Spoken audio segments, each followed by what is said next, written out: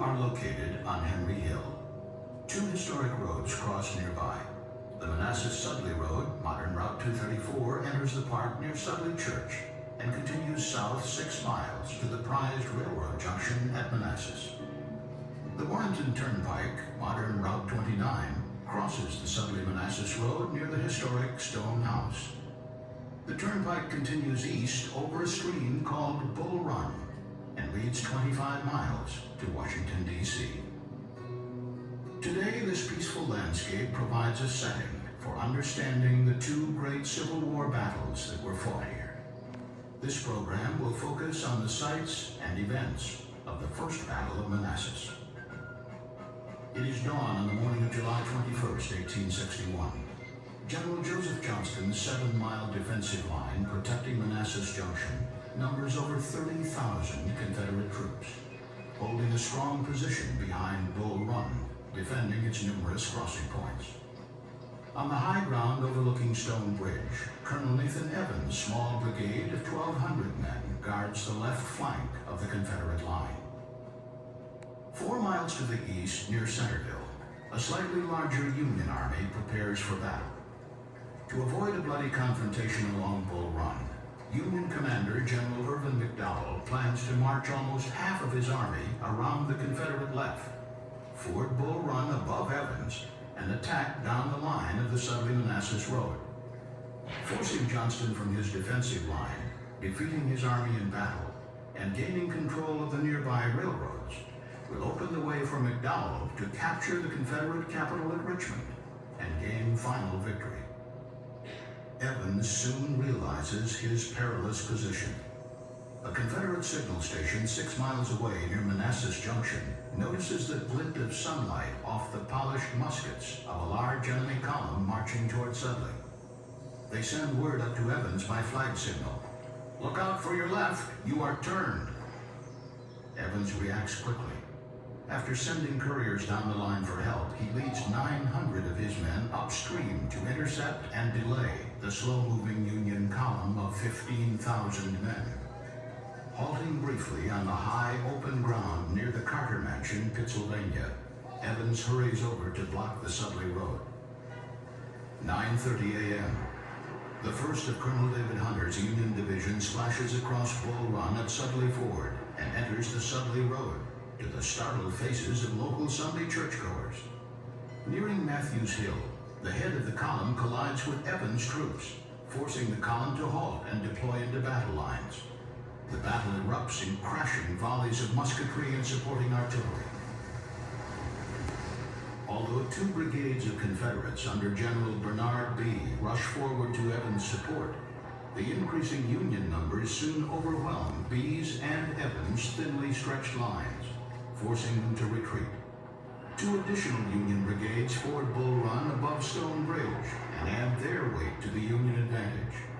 McDowell arrives on Matthews Hill and rides along his cheering troops, waving his hat and shouting, "Victory! Victory! The day is ours!" The dispirited Confederate troops flee past the stone house and seek cover on Henry Hill.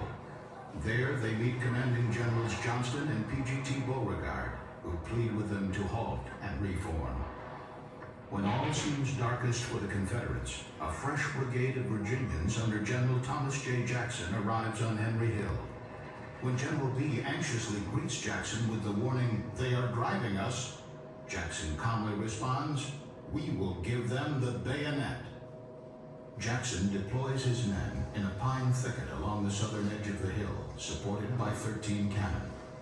Jackson's determined stand on Henry Hill, blocking McDowell's path to Manassas Junction, will earn him his immortal nickname, Stonewall. 2 p.m. After more than 2 hours of preparation, McDowell finally issues orders to resume the attack. The artillery batteries of Captains James B. Ricketts and Charles Griffin lead the way to Henry Hill.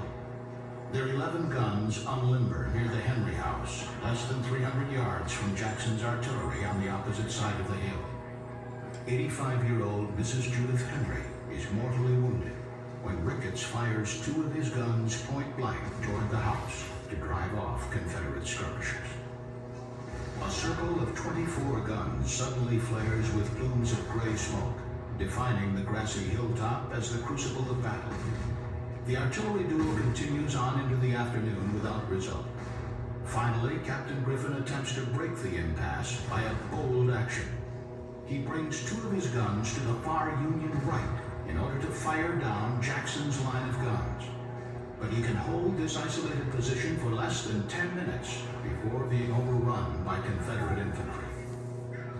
The capture of Griffin's guns marks the turning point in the battle. For the first time, Confederate forces seize the initiative. Jackson now rolls back his artillery and sends forward his infantry regiments against the remaining Union guns.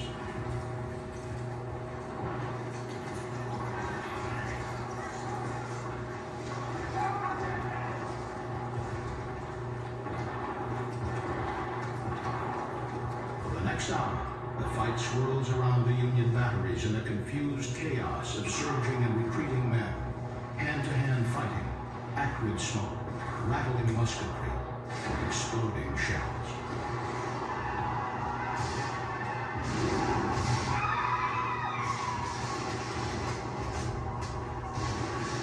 By late afternoon, the fortunes of battle had changed dramatically. McDowell's forces now feel the weight of superior Confederate numbers. Two fresh Confederate brigades arrive and strike the vulnerable Union right flank on Chin Ridge. Colonel Oliver O. Howard's New England Brigade attempts a delaying action along the ridge, but it is forced back as the Union position collapses. The retreat soon turns into a rout. An overturned wagon blocking the Cub Run Bridge adds to the panic, which spreads to groups of civilians near Centerville who had come from Washington to witness the grand spectacle of war. The exhausted Confederates are unable to follow up their victory, and the battle ends. The first major Union drive toward Richmond has failed. The losses at Manassas are sobering to both sides.